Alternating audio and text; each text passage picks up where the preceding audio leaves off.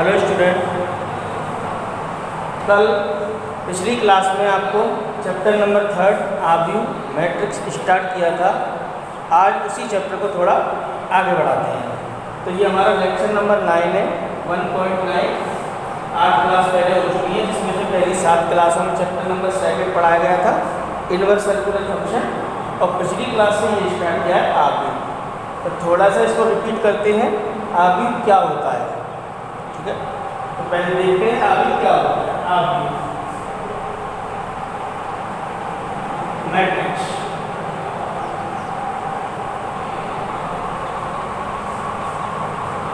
तो आव्यूह की डेफिनेशन जैसे समझाई थी कि mn संख्याओं से बना ऐसा लिखा है जिसको m पंक्तियों तथा m स्तंभों की एक आयताकार सारणी के रूप में व्यक्त किया जाए तो इसे m क्रॉस n कोटि या क्रम का आव्यूह कहते हैं।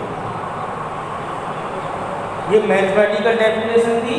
वैसे समझा जाए तो आव्यूह क्या होता है, एक आयताकार सारणी होती है, रेक्टेंगुलर टेबल। आव्यूह को अंग्रेजी वर्णमाला के कैपिटल लेटर से व्यक्त कराते हैं, और आव्यूह के जो अवयव होते हैं जो अंग्रेजी वर्णमाला के अक्षर हो सकते हैं या कोई भी संख्याएं जो कि वास्तविक या काल्पनिक कैसी भी हो सकती है। तो इसके अंदर आव्यूह के अवयव होते हैं, जैसे 2, 3, -1, √3, 4, 1, 5, 0, 7, 2, 1/2, -1। इस प्रकार इसके अंदर एलिमेंट होते हैं, अवयव होते हैं। ये आव्यूह के अवयव कहलाते हैं। ये कैसी भी संख्याएं हो सकती हैं, वास्तविक या काल्पनिक। इसमें क्या होता है, क्षैतिज रेखाएं बनती हैं और ऊर्ध्वाधर रेखाएं बनती हैं। अवयवों को स्पेस देकर लिखा जाता है, अंतराल देकर, कॉमा वगैरह नहीं लगाते हैं। तो ये क्षैतिज रेखाएं हैं, ये ऊर्ध्वाधर है, ये हॉरिजॉन्टल लाइन, वर्टिकल लाइन। क्षैतिज रेखाओं को हम पंक्तियां कहते हैं, पंक्तियां, रोज, और ऊर्ध्वाधर रेखाओं को हम स्तंभ कहते हैं, कॉलम्स। अब इसमें 3 पंक्ति है, first row, second row, third row. स्तंभ कितने हैं इसमें? 4। First column, second column, third column, fourth column. तो आव्यूह में इसमें आप देख रहे हो 3 तो क्षैतिज रेखाएं अर्थात 3 तो पंक्तियां हैं, और 4 ऊर्ध्वाधर रेखाएं मतलब 4 स्तंभ हैं। पंक्ति और स्तंभों की संख्या के गुणन को आव्यूह की कोटि या क्रम कहते हैं। तो इस आव्यूह की कोटि या क्रम, जिसको इंग्लिश में कहते हैं ऑर्डर, कितना होगा? 3 × 4, मतलब 3 तो पंक्ति है और 4 इसमें स्तंभ। तो पिछली डेफिनेशन में आपको यही समझाया था। आव्यूह एक आयताकार सारणी होती है जिसमें क्षैतिज रेखाएं होती हैं और ऊर्ध्वाधर। क्षैतिज रेखाओं को पंक्तियां कहते हैं, ऊर्ध्वाधर रेखाओं को स्तंभ, और पंक्ति और स्तंभों की संख्या के क्रमागत गुणन को आव्यूह की कोटि या क्रम कहते हैं। आगे आव्यूह को अंग्रेजी वर्णमाला के कैपिटल लेटर्स ABC ... XYZ किसी से भी व्यक्त किया जा सकता है। इसके अलावा ये जो अवयव है, जनरल मेथड, सामान्य वे में आव्यूह के अवयवों को हम AIJ से व्यक्त करते हैं। AIJ, जहां I तो पंक्ति को निरूपित करता है और J करता है स्तंभ। तो आव्यूह का अवयव AIJ द्वारा व्यक्त होता है। I पंक्ति को निरूपित करता है, J स्तंभ को।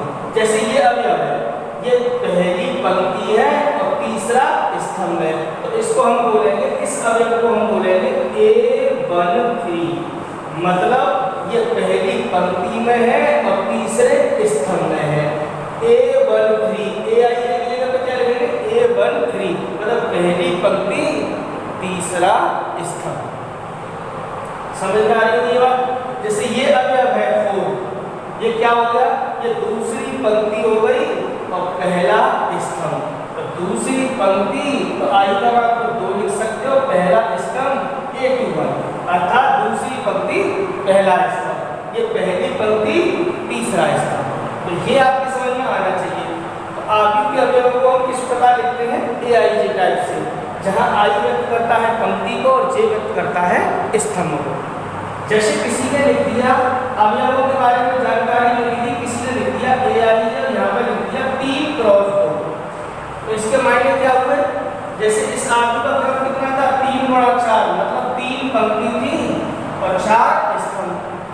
मतलब क्या है, 3 पंक्ति 2 स्तंभ, 3 पंक्ति बनानी है 2 स्तंभ बनाने हैं, मतलब 6 अवयव आएंगे इसमें। किस प्रकार लिखेंगे आप, जैसे इस प्रकार 3 तो पंक्ति 2 स्तंभ। अब ये पहली पंक्ति है, ये दूसरी पंक्ति है, ये तीसरी पंक्ति है, ये पहला स्तंभ है, ये दूसरा स्तंभ है और ये दूसरा स्तंभ है, ये पहला स्तंभ है, ये दूसरा। तो ये कितने अवयव हो गए, 6। कोटि क्या होगी इसकी, 3 गुणा 2, अर्थात 3 तो पंक्तियां हो गई और 2 हो गए इसमें स्तंभ। 3 क्रॉस इस प्रकार। तो इसके ऊपर बेस्ड क्वेश्चन आता है। पिछली क्लास में आपको ऐसे क्वेश्चन करके बताया था। आज एक छोटा सा क्वेश्चन और लेते हैं। किस प्रकार है,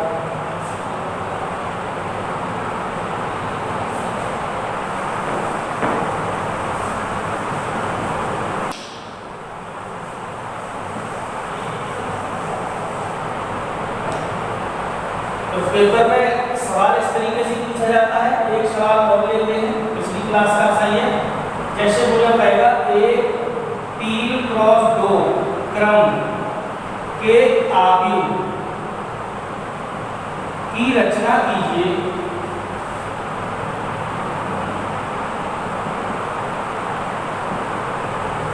जहां इसके अवयव या क्रम के आव्यूह, ऐसे भी लिख सकता है क्रम के आव्यूह A बराबर AIJ, ऐसे की रचना कीजिए।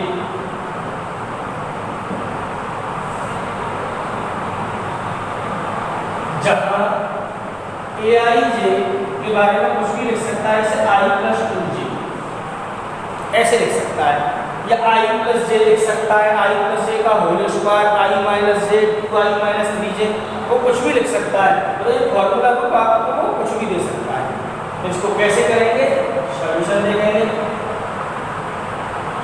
हमें कैसा आव्यूह बनाना है, AIJ टाइप के अवयव है और इसकी कोटि क्या रखनी है, 3 क्रॉस, जैसा कि अभी समझा रहा था, मतलब 3 पंक्ति रखनी है, 2 रखनी है इसमें स्तंभ।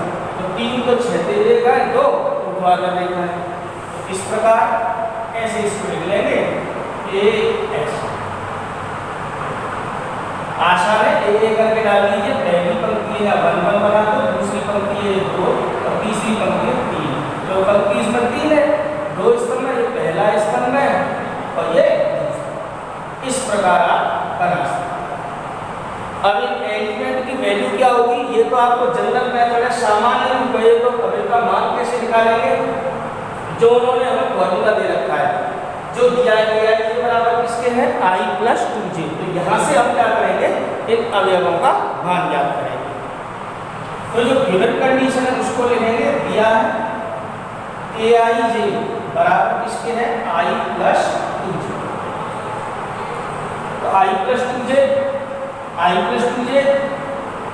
जो भी फॉर्मूला दे रखा है उसने ये लिख लिया। अब इन वैल्यू निकालनी है, A11 का मान निकालना है, A12 का, A21 का, A22 का, A31 का, A32 का, ये मान निकालने हैं यहाँ से। तो कैसे निकालें, A11 का मान निकालना है, तो I की जगह 1 और J की जगह 1 लगाना है केवल, ऐसे 1 प्लस 2 कितना हो गया, 3। A12 कैसे निकालेंगे, I की जगह तो 1 लगाएंगे, देख रहे हैं आप, J की जगह 2 लगाएंगे, कितना हो गया 1 प्लस 4 बराबर I। A21 यहाँ से क्या मतलब समझे, I की जगह 2 लगाना है, J की जगह 1, 2 प्लस J की जगह 1 लगाना है, कितना आएगा। A22 I की जगह पर 2 लगाना है और J की जगह पर भी 2 लगाना है।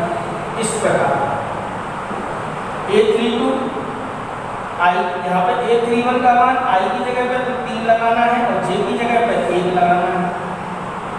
इस प्रकार A32 का मान निकालने के लिए I की जगह पर 3 लगाना है, देख रहे हैं यहाँ से, और J की जगह 2 लगाना है। जो भी वैल्यू आएगी वो लिखते चलिए। फिर देख लेते हैं A11 A12 का मान निकालने के लिए I की जगह 1, J की जगह 1, I की जगह 1, J की जगह 2, I की जगह 2, J की जगह 1, I की जगह 2, J की जगह 2, I की जगह 3, इस प्रकार मान निकालेंगे। और ये सब जो मान है यहाँ बना देते हैं। तो इसका रिजल्ट क्या बन के आया? आलू। इसका रिजल्ट 3, 5 इन अवयवों का मान A21 का मान कितना निकाले हैं? 4, A22 का 6, A31 का 5, 7।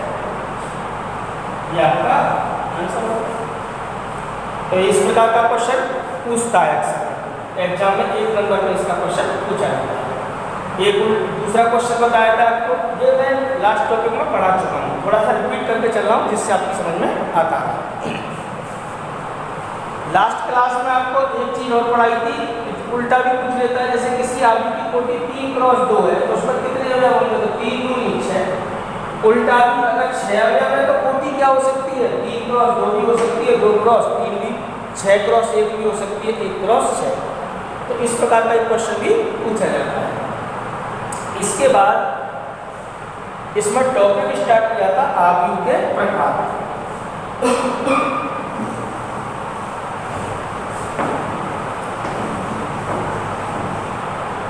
आव्यूह के प्रकार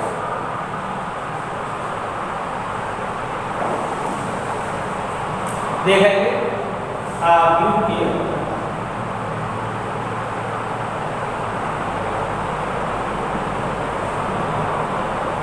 टाइप्स ऑफ मैट्रिक्स।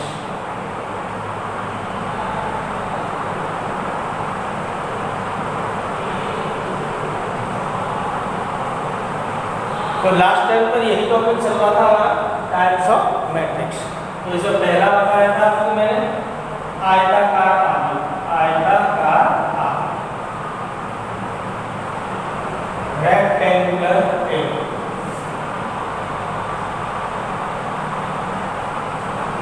मैट्रिक्स।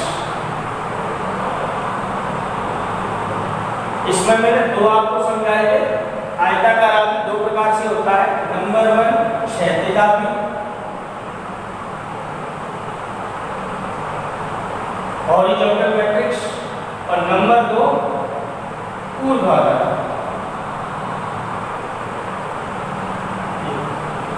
क्षैतिज आव्यूह क्या था? जिसमें स्तंभों की संख्या देखो, पंक्तियों की संख्या कम हो। ऊर्ध्वाधर आव्यूह क्या था? जिसमें पंक्तियों की संख्या देखो, स्तंभों की संख्या कम हो। ये लास्ट टाइम पर आपको पढ़ाया जा चुका है। इसके बाद आपको स्टार्ट किया था इसमें वर्ग आव्यूह। तो वर्ग आव्यूह से इसको समझते हैं। आज की क्लास यही से देखिए। तो वर्ग आव्यूह लास्ट टाइम में ये भी बता दिया था, हालांकि लेकिन एक बार और देखते हैं। स्क्वायर मैट्रिक्स,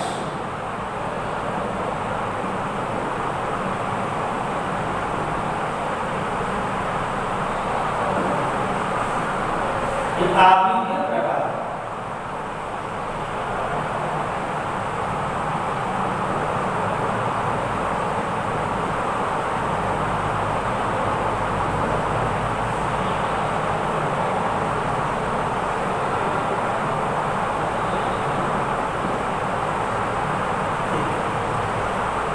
वर्ग आव्यूह में क्या बताया था? ऐसा आव्यूह जिसमें पंक्ति और स्तंभों की संख्या समान हो, क्या कहलाता है? वर्ग आव्यूह। जैसे A बराबर ये कोई आव्यूह है, Aij, इसकी कोटि m क्रॉस m, मतलब m पंक्ति है तो m ही होंगे इसमें स्तंभ, 4 पंक्ति है तो 4 ही होंगे इसमें स्तंभ। इसको कहते हैं वर्ग आव्यूह। अब इसको अगर इसको खोले तो कैसे लिखेंगे? इस प्रकार।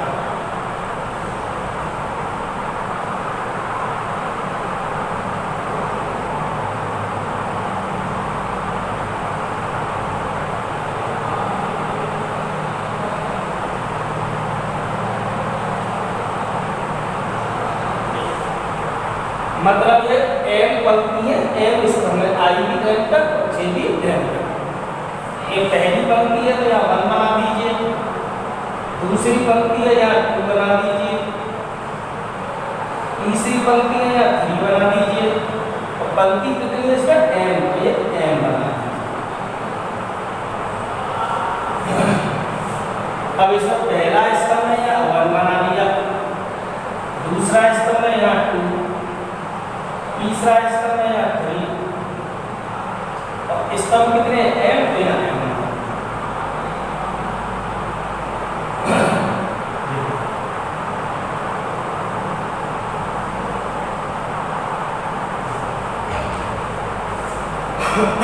तो इस तरीके से आप इसका निर्माण कर सकते हैं। ये कहलाता है वर्ग आव्यूह।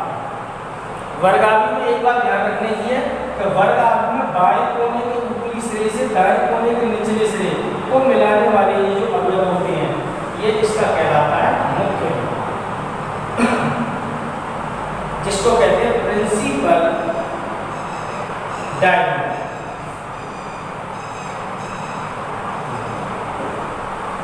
तो ये आपकी समझ में आ रहा होगा वर्ग आव्यूह। वर्ग आव्यूह से ही कनेक्टेड 3 प्रकार के और आव्यूह हैं, उनको समझते हैं। इसी के बाद है इसमें विकर्ण आव्यूह।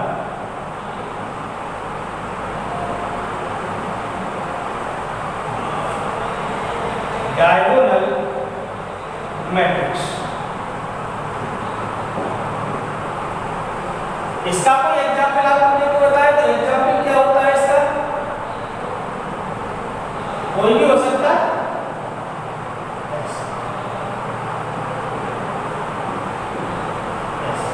मतलब 3 पंक्ति है तो 3 स्तंभ होने चाहिए, 2 पंक्ति है तो 2 स्तंभ। अब बात करते हैं विकर्ण आव्यूह की, डायगोनल मैट्रिक्स। तो विकर्ण आव्यूह यहीं से बनता है, वर्ग आव्यूह से। तो विकर्ण आव्यूह क्या होता है? कोई भी वर्ग आव्यूह विकर्ण आव्यूह कहलाता है यदि उसके मुख्य विकर्ण के अवयवों को छोड़कर, ध्यान देना है, एक वर्ग आव्यूह विकर्ण आव्यूह कहलाता है यदि उसके मुख्य विकर्ण के अवयवों को छोड़कर शेष सभी अवयव शून्य हो जाए।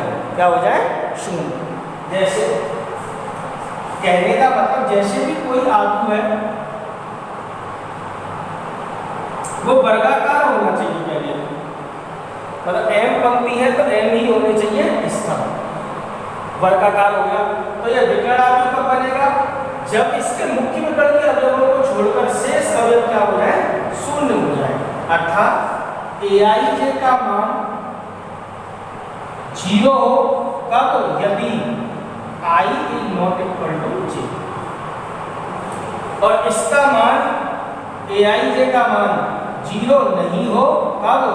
यदि I equal to j। ये खासियत होनी चाहिए। और aij का मान 0 हो कब? जब I बराबर नहीं है j के। जैसे a12 I बराबर नहीं है j के, तो ये वैल्यू कितनी होनी चाहिए? 0। I बराबर नहीं है j के, कितनी होनी चाहिए? 0। यहाँ I j के बराबर है, देख रहे हैं आप? तो ये वैल्यू 0 नहीं होनी चाहिए। टेक्निकल मैथमेटिकल परिभाषा समझो उसको। मतलब ये जो अवयव है इनकी क्या खासियत होनी चाहिए कि इन अवयवों का मान 0 हो कब? जब I बराबर नहीं है j के। और इन अवयवों का मान 0 नहीं हो जब I बराबर है j। जैसे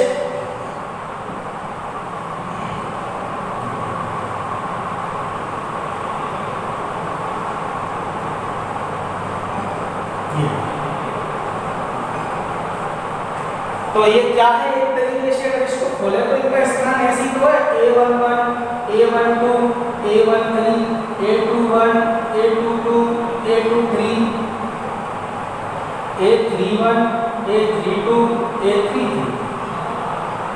मतलब 3 पंक्ति है, 3 ही स्तंभ है। तो देखो जब I का मान j के बराबर है, देख रहे हैं, तो इनकी वैल्यू 0 नहीं होनी चाहिए। I का मान j के बराबर है तो अवयव का मान 0 नहीं होना चाहिए। और जब I का मान j के बराबर नहीं है, ये देख रहे हैं, तो इनकी वैल्यू कितनी होनी चाहिए? 0। मतलब मुख्य विकर्ण के अवयवों को छोड़कर शेष अवयव क्या हो? शून्य हो, तो उसे ही हम कहते हैं विकर्ण आव्यूह। सिंपल डेफिनेशन, एक वर्ग आव्यूह विकर्ण आव्यूह कहलाता है यदि उसके मुख्य विकर्ण के अवयवों को छोड़कर शेष अवयव क्या हो जाए? शून्य। मुख्य विकर्ण के अवयवों को छोड़कर शेष अवयव क्या हो? शून्य। तो आव्यूह कौन सा कहलाता है? विकर्ण आव्यूह। इसके बाद इसमें आता है अदिश आव्यूह।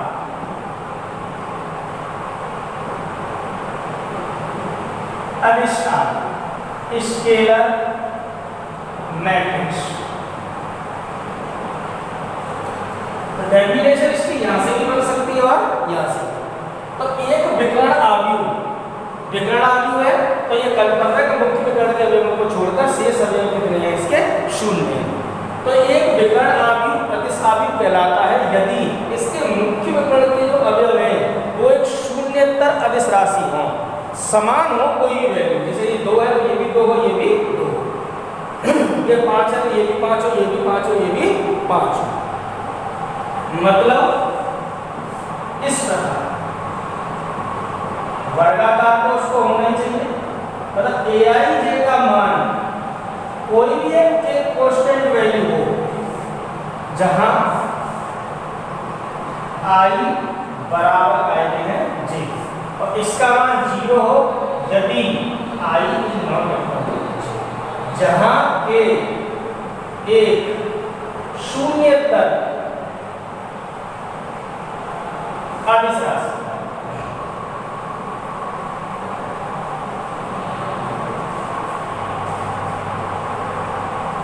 मतलब समझ में आ रहा होगा? मतलब मुख्य विकर्ण के जो अवयव है ना ये सभी समान हो लेकिन शून्य नहीं हो और शेष अवयव क्या हो? शून्य हो। तो एक विकर्ण आव्यूह अदिश आव्यूह कहलाता है यदि इसके मुख्य विकर्ण के सभी अवयव समान हो और शेष अवयव क्या हो? शून्य हो। जैसे कुछ भी लिखते हैं बाकी सभी अवयव शून्य,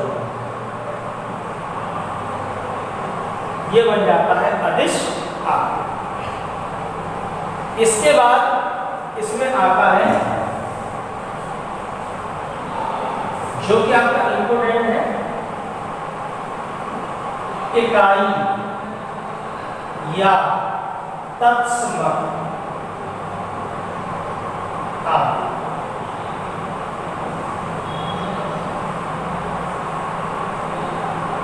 इसको यूनिट या आइडेंटिटी मैट्रिक्स।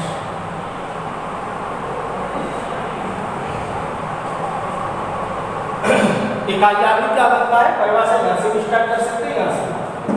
तो एक विकर्ण अदिश आव्यूह इकाई आव्यूह कहलाता है यदि इसके मुख्य विकर्ण के अवयव इकाई मतलब 1 हो, इकाई आव्यूह कहलाता है। यहां से भी स्टार्ट कर सकते हैं। कैसे? एक वर्ग आव्यूह इकाई आव्यूह कहलाता है यदि इसके मुख्य विकर्ण के सभी अवयव 1 हो और शेष अवयव 0 हो। तो कौन सा आव्यूह कहलाता है? इकाई आव्यूह। मतलब इकाई आव्यूह कौन सा होता है? जिसके मुख्य विकर्ण के अवयव ये क्या है? शून्येतर अदिश कोई भी हो सकती है, 4 4 4 3 3 3 माइनस, लेकिन ये 1 1 1 ही आएगा तो उसको कहते हैं हम इकाई आव्यूह। जैसे और खास बात इकाई आव्यूह हम i से व्यक्त करते हैं, i से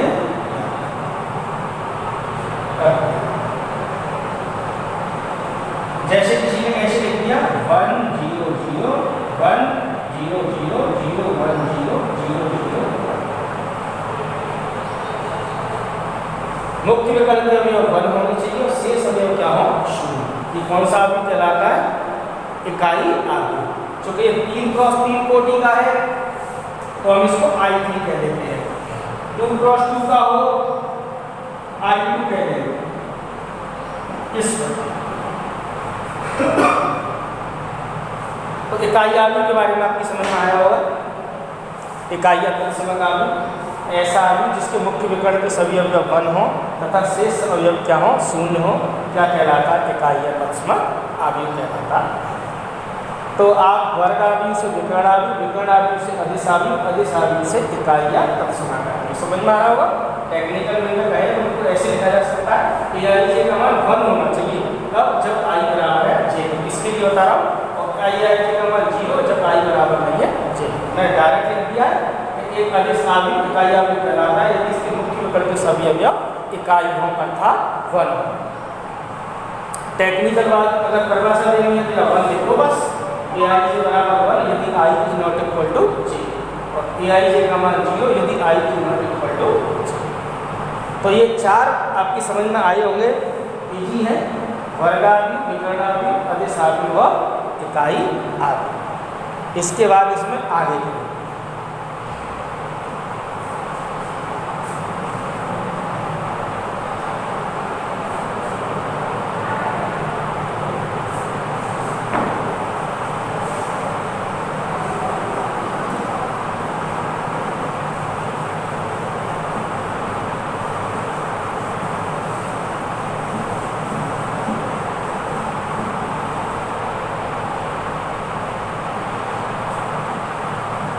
इसके बाद इसमें दो प्रकार के हो गए थे। पहला प्रकार तो वही बताया था, आयताकार आव्यूह। इसके बाद आपको वर्गाव्यूह, अदिशाव्यूह, विकर्णाव्यूह, अदिशाव्यूह और इकाई आव्यूह। अब इसके आगे देखते हैं तो आव्यूह के प्रकार है। हमारा मेन टॉपिक तो आव्यूह के प्रकार ही है। आव्यूह के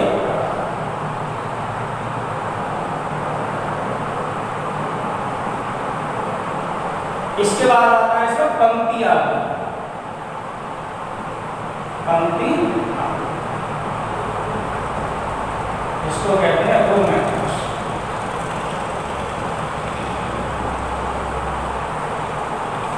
तो ऐसा आव्यूह जिसमें केवल एक पंक्ति हो, स्तंभ कितने भी हों, क्या कहलाता है? पंक्ति आव्यूह। मतलब ऐसे समझो A बराबर AIJ और इसकी जो कोटि होनी चाहिए वो 1 क्रॉस है। M क्रॉस यदि फिक्स है, L का मान कितना हो 1, मतलब पंक्ति एक होनी चाहिए परफेक्ट।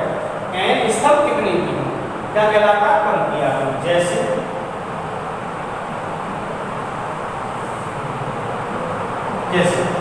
इसकी कोटि क्या होगी? एक तो पंक्ति हो गई, 4 हो गई स्तंभ। पंक्तियों की संख्या फिक्स होनी चाहिए।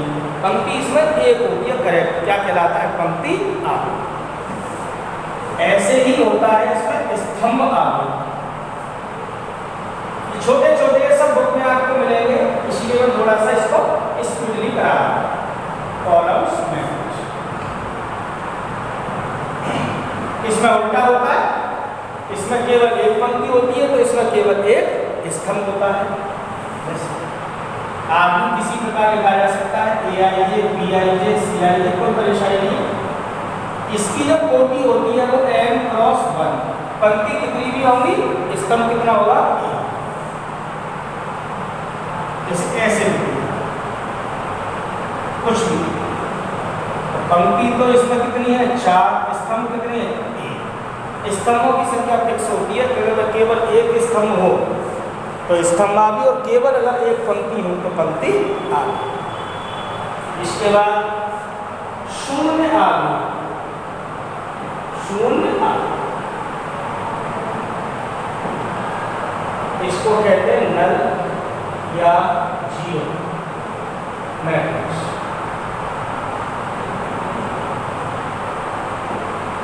शून्य आव्यूह के बारे में क्या होता है? ऐसा आव्यूह जिसका प्रत्येक अवयव शून्य हो, क्या कहलाता है? शून्य। ये कैसा भी हो सकता है, वर्गाकार हो सकता है, आयताकार हो सकता है। और शून्य आव्यूह को हम जीरो से व्यक्त कराते हैं ऐसे। मतलब O है एक तरीके से अंग्रेजी वर्णमाला का O है, उससे व्यक्त कराते हैं। कितनी भी पंक्ति, कितने भी स्तंभ हो सकते हैं, ऐसा कुछ नहीं।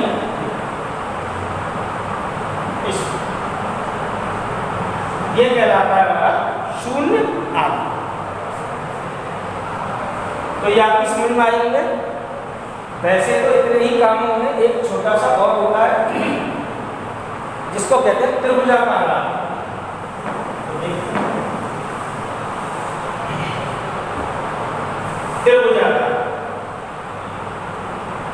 त्रिभुजाकार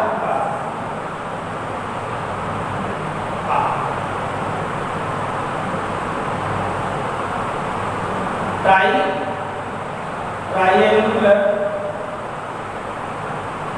मैट्रिक्स।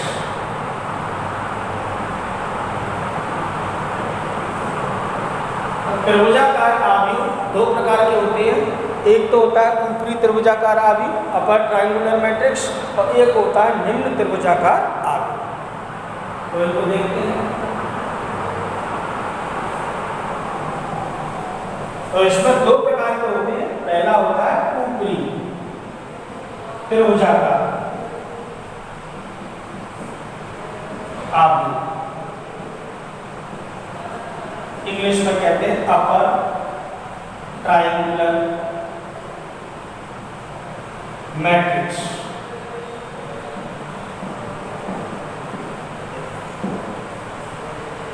ऊपरी त्रिभुजाकार आव्यूह। इसमें क्या होता है, ऐसा आव्यूह जिसके मुख्य विकर्ण के अवयवों को मुख्य विकर्ण के नीचे के, ध्यान से समझना, ऐसा आव्यूह जिसमें मुख्य विकर्ण के नीचे के सभी अवयव शून्य हों, ऊपरी त्रिभुजाकार आव्यूह कहलाता है। जैसे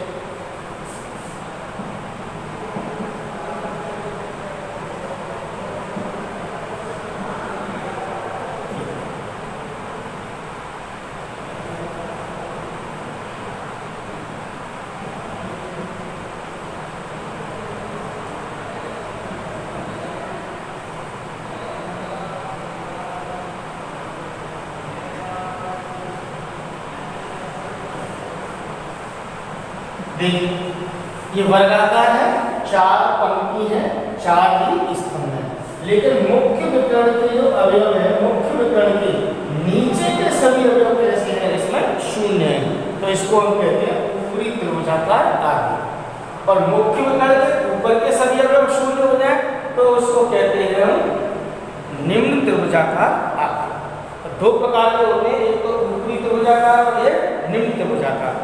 देखते हैं दूसरा वाला,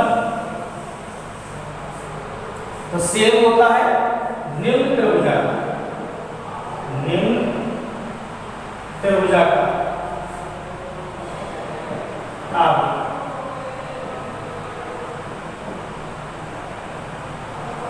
निम्न का मतलब समझ रहे हैं आप, लोअर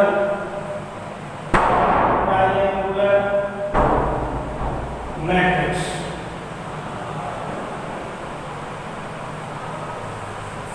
एक वर्ग आव्यूह निम्न त्रिभुजाकार आव्यूह कहलाता है यदि इसके मुख्य विकर्ण के ऊपर के सभी अवयव शून्य। जरूरी नहीं है 4x4 कोटि का हो, 3x3 का भी हो सकता है।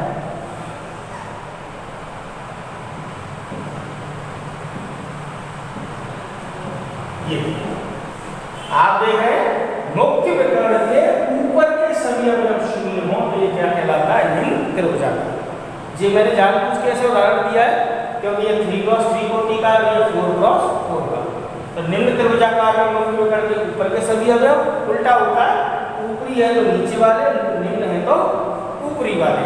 मतलब ऊपरी त्रिभुजाकार आव्यूह में मुख्य विकर्ण के नीचे के अवयव शून्य होते हैं और निम्न त्रिभुजाकार आव्यूह में मुख्य विकर्ण के ऊपर के सभी अवयव कैसे होते हैं, शून्य।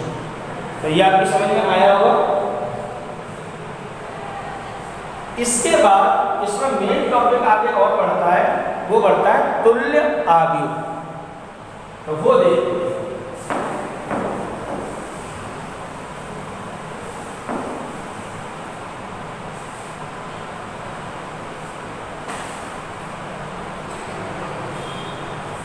तुल्य आव्यूह के नाम से भी जानते हैं या इसको समान आव्यूह, समान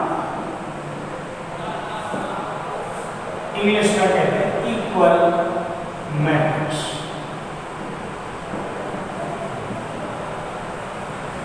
इसके ऊपर क्वेश्चन पेपर में जरूर पूछा जाता है। तो दो आव्यूह, जैसा कि नाम है समान आव्यूह, तुल्य आव्यूह के नाम से भी दे रखा हुआ किताब में ये। तो समान आव्यूह क्या होते हैं, जैसा कि नाम है उसका समान मतलब बराबर। तो दो आव्यूह समान आव्यूह कहलाते हैं। नंबर 1, दो बातें होनी चाहिए। नंबर 1, उनकी कोटियां समान हो और नंबर 2, उनके संगत अवयव भी समान हो। जैसे पहला आव्यूह ए है, AIJ टाइप के अवयव है, इसकी कोटि m क्रॉस n है। तो दूसरा आव्यूह इस प्रकार हो BIJ, इसकी भी कोटि कितनी हो, m क्रॉस n। और ये जो अवयव है ये भी समान होना चाहिए, मतलब AIJ बराबर होना चाहिए BI। मतलब इसका अवयव और इसके अवयव समान होना चाहिए। A11 बराबर B11 के हो, A12 बराबर B12 के हो, इस प्रकार। तो दो आव्यूह समान आव्यूह कहलाते हैं यदि उनकी कोटियां समान हो तथा संगत अवयव भी समान। तो दो आव्यूह समान कब कहलाते हैं, जब वे समान कोटि के हों तथा उनके संगत अवयव भी समान हो। क्या कहलाते हैं, समान आव्यूह, इक्वल मैट्रिक्स। तो ये आपके एग्जाम्पल्स के ऊपर क्वेश्चन आता है, किस प्रकार आता है वो अब आप देखिए। एक छोटा सा क्वेश्चन लेते हैं, ये तो बताया तरीका इस तरह, और एक एग्जाम्पल लेते हैं इसके ऊपर।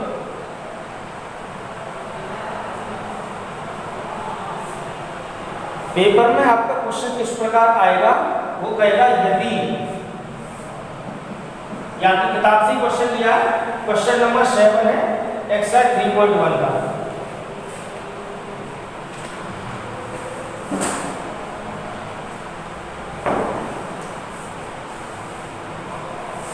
तो प्रश्नावली 3.1 क्वेश्चन नंबर 7 वो कह रहा है कि यदि दो आव्यूह दे रखे हैं उसने, किस प्रकार कि यदि a plus B 2 7 ab minus 3 4 बराबर हो गए इसके 6 2 7 8 6 2 7 8 तो माइनस 3 कोई अगर हो तो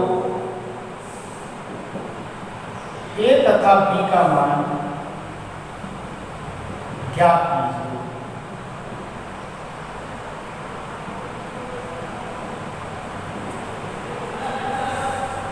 कह रहा है कि यदि ये दोनों मैट्रिक्स समान हो तो a तथा b का मान ज्ञात कीजिए। किस प्रकार करेंगे वो देखेंगे इसका सॉल्यूशन। तो जो दे रखा है उसी को हम लिख लेंगे, दिया है ये दोनों आव्यूह समान है, सॉल्व उसको हल करता हूं देखिए।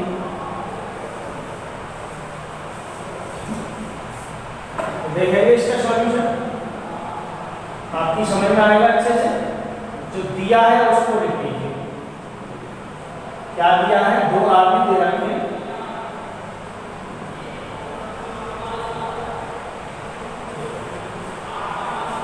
a plus B 2 7 ab minus 3 4, यहाँ पर 6 2 7 8 माइनस 3।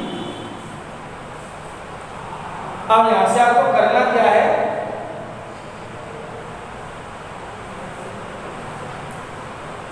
जैसा भी डेफिनेशन है कि दो आव्यूह समान कब होते हैं, जब वे समान कोटि के हों तथा उनके संगत अवयव भी समान हों। तो ये समान कोटि के तो पहले से ही है, अरे इसमें 3 पंक्ति 2 स्तंभ है तो इसमें भी 3 पंक्ति 2 स्तंभ होने चाहिए है।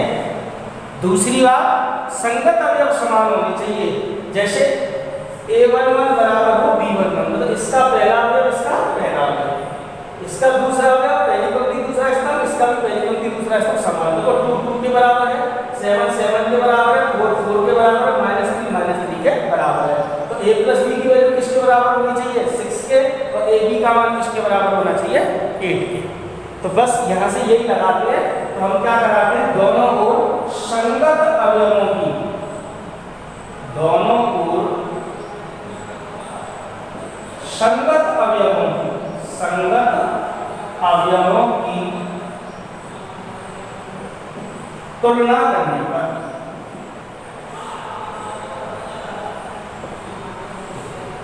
दोनों ओर कंपेयर करा देना है संगत अवयवों का, मतलब इसका a12 तो उसका b12, इसकी पहली पंक्ति दूसरा स्तंभ, उसकी भी पहली पंक्ति दूसरा, संगत अवयवों की तुलना करानी है। जैसे कि बता रहा था a12 b12 के बराबर, a11 b11 के बराबर, a11 b11 के बराबर होगा, जो बराबर समान अवयव पहले से दे रखा है।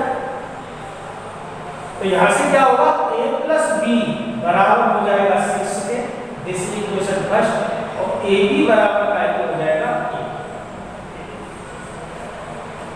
जब हमने संगत अवयवों की तुलना कराई तो a प्लस बी बराबर तो 6 हो गया, और ab बराबर कितना हो गया, 8।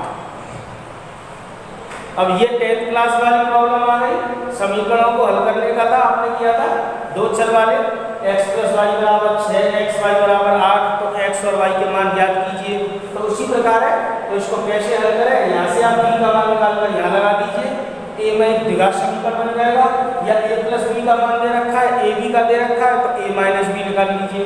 तो आपको यहाँ से समीकरण 1 से निकालो, पहले b बराबर क्या होगा 6 - a, अरे इसको जब ट्रांसफर करोगे तो समीकरण 1 से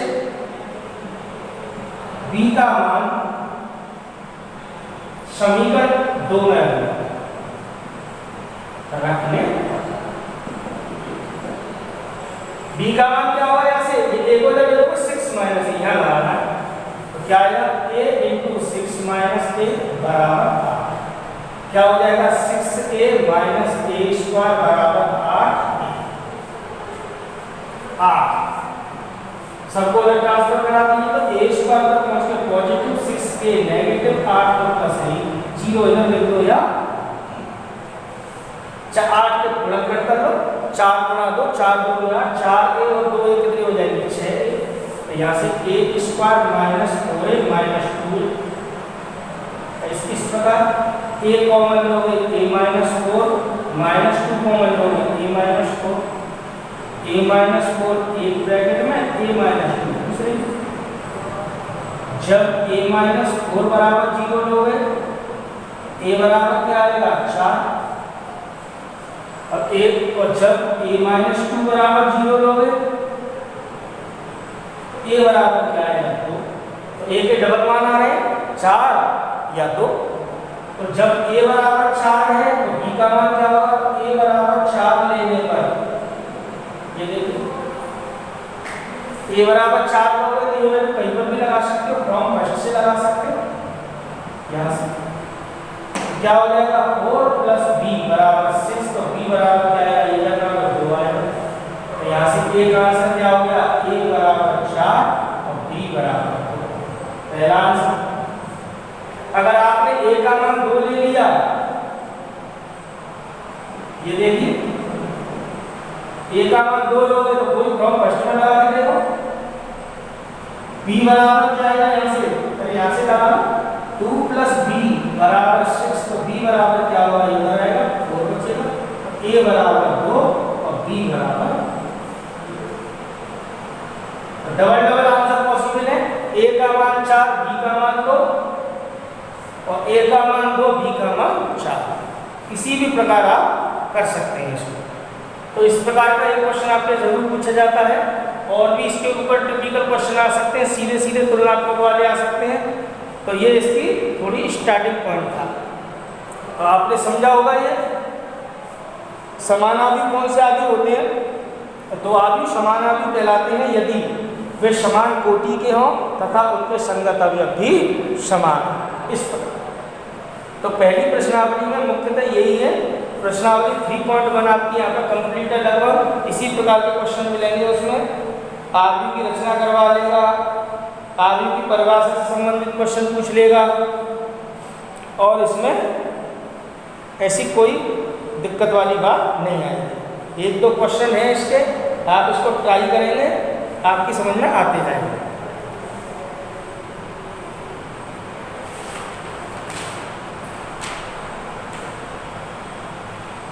तो इसके और क्वेश्चन दे रखे हैं इसी प्रकार के, आपको यही ट्राई करनी है, इस प्रकार से समीकरण बना के इनको हल करने हैं। तो बुक आप खरीद लीजिए, मार्केट से अवेलेबल है, बुक के सवाल कीजिए, कोई प्रॉब्लम आए तो उसको पूछते रहिए। अब इसमें नया टॉपिक आगे कल बढ़ाएंगे, आव्यूह पर संक्रियाएं, ऑपरेशंस ऑन मैट्रिक्स। फिलहाल आव्यूह के प्रकार, आव्यूह को किस प्रकार रिप्रेजेंट करते हैं, ये आपके छोटे छोटे 2-4 टॉपिक आपके कराएंगे। नेक्स्ट क्लास में आपको पढ़ाएंगे आव्यूह पर संक्रियाएं, operations on matrix. Thank you guys.